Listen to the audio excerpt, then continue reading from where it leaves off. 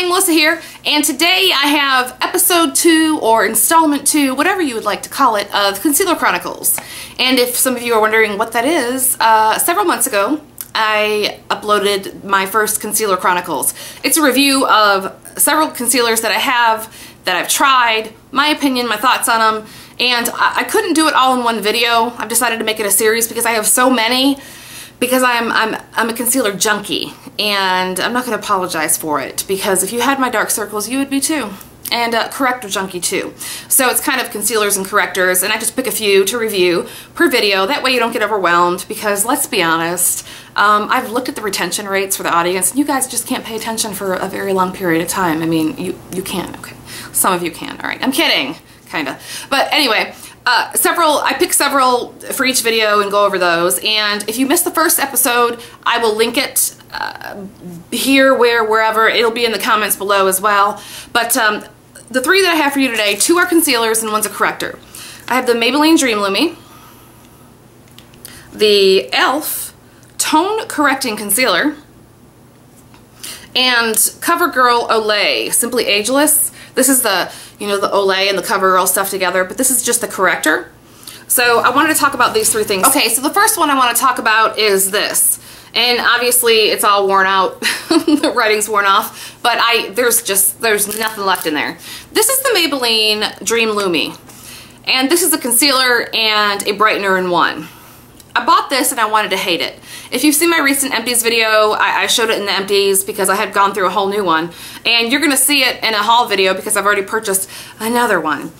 I love the Maybelline Instant Age Rewind Dark Circle Eraser so much that I just didn't really think anything could even compare to it.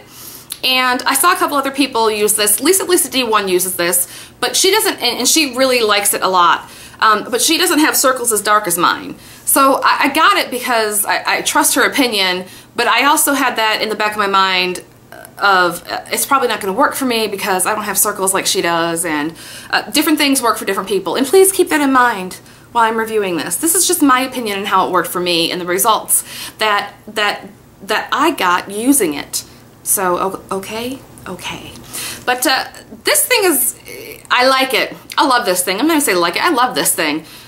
It's right up there with the Instant Age Rewind Dark Circle Eraser. And I'm going back and forth. I'm kind of trying both of them back and forth to see if one of them is coming out on top.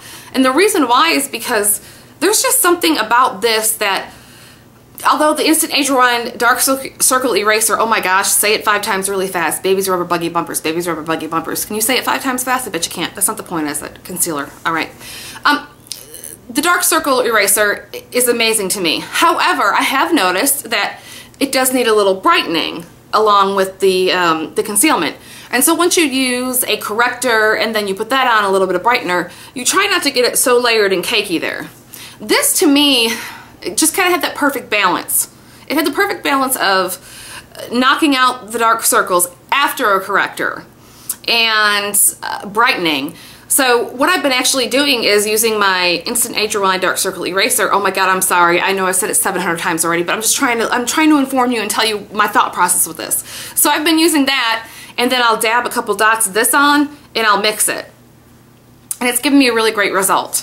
I'm gonna say, as far as like smashing the dark circles, the eraser, I'm gonna abbreviate it, the eraser kind of knocks the circles out more than this does. However, I enjoy the result just as much with this as the eraser if I use a corrector. And if you missed the other video, my Holy Grail corrector, I know it's expensive, is the Armani Master Corrector. I'm number 2, I'm orange. That will be in my life forever because it's just that good. And I've used other correctors, and we'll even talk about them. But if you have super dark circles and you already use a corrector that you like and that works, please give this a try. It does not cake on me. It does not crease, like you're not having a bunch of product gathered underneath there after a while, and that's a big deal. It's important, it's a big deal. But this is just kind of the perfect balance of both of them for me if I use a corrector. If I were to use this alone without a corrector, it's nice, but it's not enough for me. Like I could use like I could use the dark circle eraser without a corrector and still get a better result than this.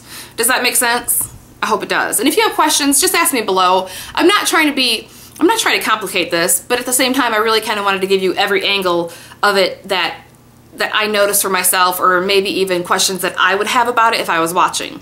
So great product. And if you don't have, again, if you don't have super dark circles, just give this a shot. It's so brightening. It's very pretty. I already purchased another one. I'm going to continue mixing it with my dark circle eraser, or by itself with just a corrector. So excellent, excellent.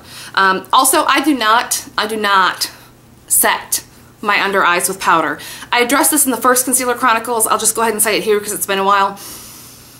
I've heard makeup artists on YouTube, ones that are actually qualified, because I know I'm not one. I'm just like, hi, 37-year-old stay-at-home mom, and I like to make videos and I like makeup and stuff. But you do not have to set your under eyes with powder. You don't have to do it. A lot of people will tell you that you do, and I'm here to tell you, you don't have to do it.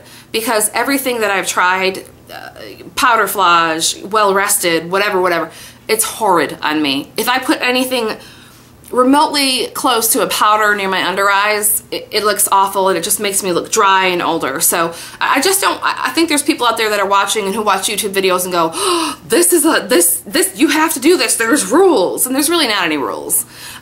You need to do what works for you. So, all right, I'm throwing that in there again, and I know that's old information for some people, but there's a lot of new subscribers here from the time that I had made that, and thank you so much for being here, by the way. I just kind of wanted to get that in there. So, the next one I want to talk about is e.l.f. This is their Tone Correcting Concealer, and this thing is $1. It's $1, and I purchased this only because I did that tag,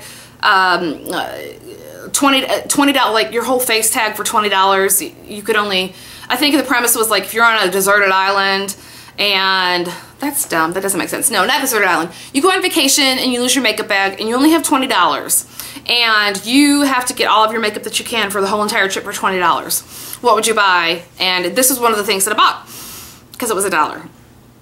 And I completely got it, not expecting anything from it, and to my surprise, it turned out to not be crap. This is not crap. And, you know, I continue to be surprised on a somewhat regular basis of the quality of products that e.l.f. Eyes, Lips, and Face puts out, that the quality of product you get for such a small price that you pay.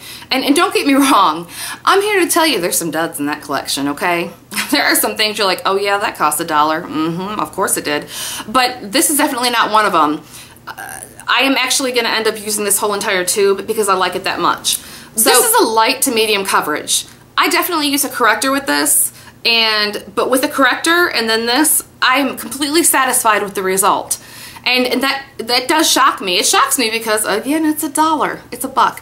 And the other thing about this, because again, I don't set my under eye, the only thing I've noticed that you have to do, once I put it on after my corrector and I pat it in and everything, probably about 15 to 30 minutes later, I will see that it gathered in one of my little lines, and I'll just dab it out and press it in and smooth it in, and then I'm done. I have no further issues. So it's that one time, and that doesn't bother me. I think we're all different in that. I think some people probably are like, I don't want anything that creases, I don't want this or that. We all have those negotiables and non-negotiables when it comes to makeup and skincare. And for me, if I have something that gathers and creases in my under eye that I can dab out one time and then it'll be fine, I'm cool with that. Especially if it's $1. What? Ridiculous. So with a corrector and then using this, it's just a nice result, and it lasts. I have no issues with it not lasting the day. Again, the only thing is that one time that I'll have to go ahead and pat it in. And you know what? That could be operator error. Maybe I'm putting too much of it on. Maybe if I went a little bit lighter handed with it, I wouldn't have to do that. But I tend to do most things excessively, so yeah. But the other thing with this is that you don't get a ton of product. So, and why should you expect to for $1? You shouldn't expect to. But it's got the normal doe foot applicator, and I would show you, but no, because I have other things to film.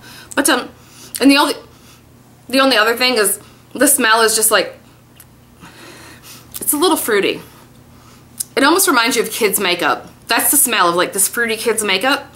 but that doesn't even bother me because it's not like it lasts or anything. So if you are on a budget, or not even if you're on a budget, I won't even say that. This is just, it's a decent corrector. If you have not a big issue under there and you just have a little bit of that needs to be concealed, definitely give us a shot for $1, because why wouldn't you? My color is something beige.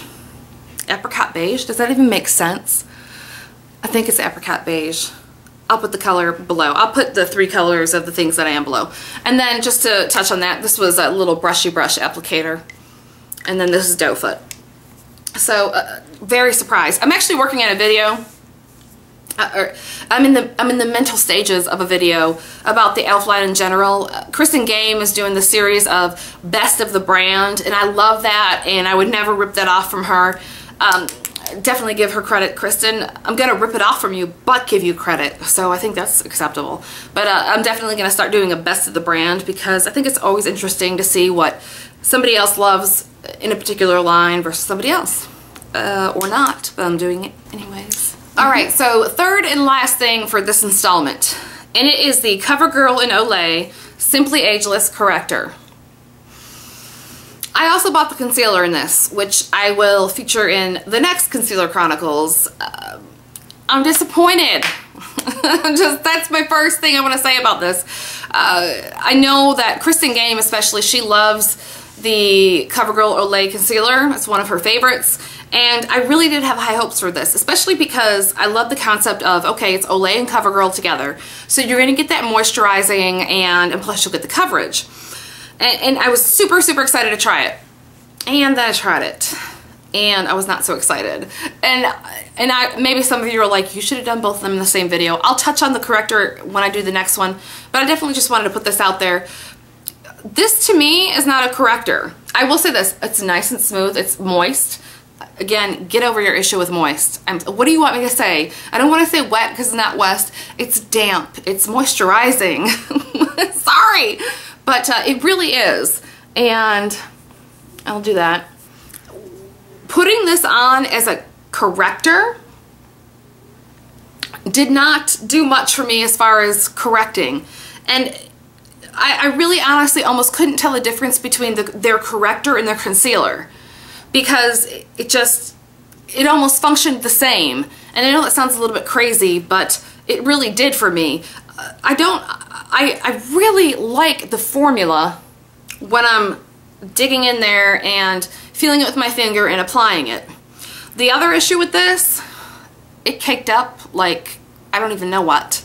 I mean, it kept gathering in the lines, and I would smooth it out and smooth it out, and I would keep having to just kind of dab it in. And again, I'm not perfect. Maybe I put too much, but I have tried it numerous times and with different amounts in each time, and I kept having the same issue.